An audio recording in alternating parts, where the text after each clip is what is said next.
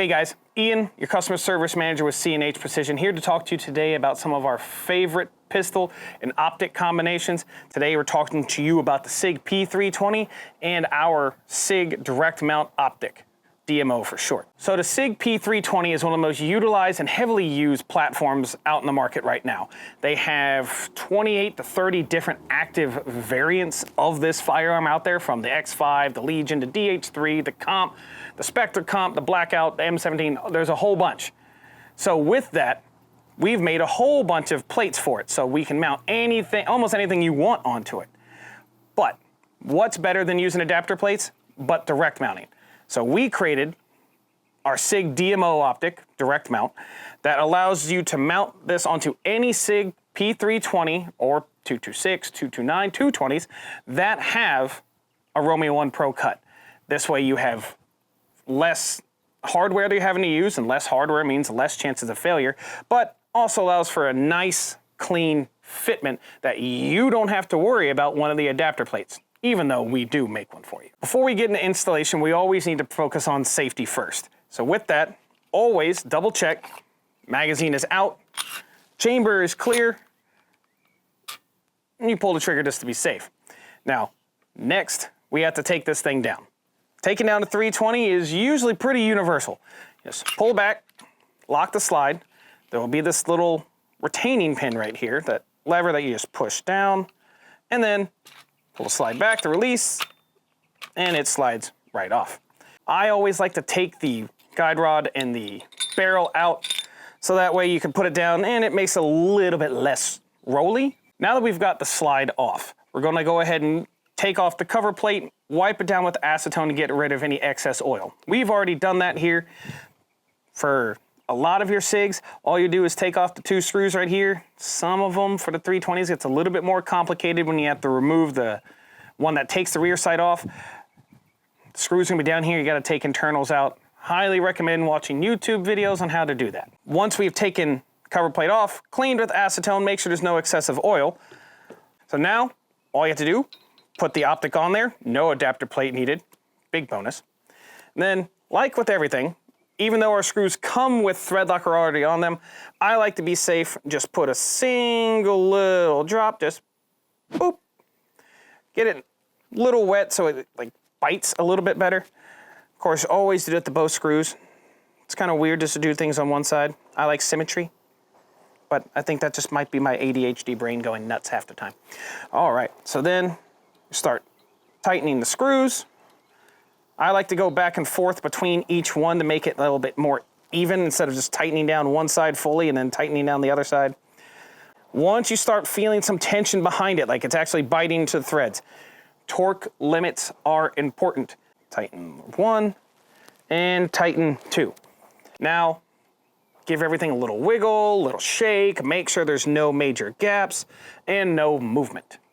So once we've gotten all that, we have to go into our soft staking and our witness marking. Soft staking, just take any type of black oil-based paint marker. And then just make a little bit of a trip around the edge of the screws just to help fill in those little seamed areas. Wait for it to dry. Then you're gonna take a fine tip colored paint marker. At the very least, it needs to be different than black or whatever color you use for the oil-based soft staking. We like to use blue or white. Then you're gonna go from the screw body onto the optic body, making a straight line. This way, I can tell if those screws are backing out, because that line will now be broken. Let everything dry and sit for about 24 hours, and then you're good to go shooting. Contrary to our random home projects, you're not gonna have any extra parts when you're reassembling everything. So, first step, take the barrel, put it back, take your recoil spring, put it in, make sure it is inside the actual indent in the barrel, and then line up grooves, slide. I find it easier to lock this in place, so then I know that when I flip the retaining switch, everything is locked in. Pull back, let go. Now you know it's not gonna fly off. And then just do a functions check. You, again, check, make sure everything's empty for safety. Pull the trigger, slide back, slide forward, let the trigger reset, pull again, there you go. You've now conducted a functions check, you have mounted an optic, and once everything is dried and ready to go, you get to have fun at the range. But I'm gonna go do that now.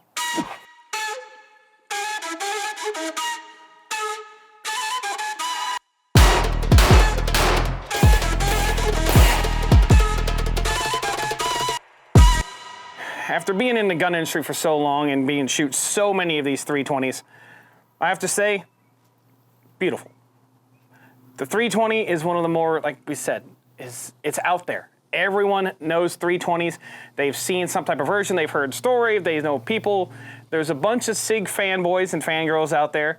And once you actually get to play with them, you see why at times. It's a lot of fun to shoot, very smooth, and I can't believe I'm saying this, but the direct mount optics are way above my expectations. I already had high ones for them, but the fact that on these, depending on what you have, will give you at least a lower 1/3 co-wetness. Always depends on the iron sight you have, but not having to have a plate, being able to mount everything on there directly, it just gives me a smoother feel, a smoother fit and finish, and just everything.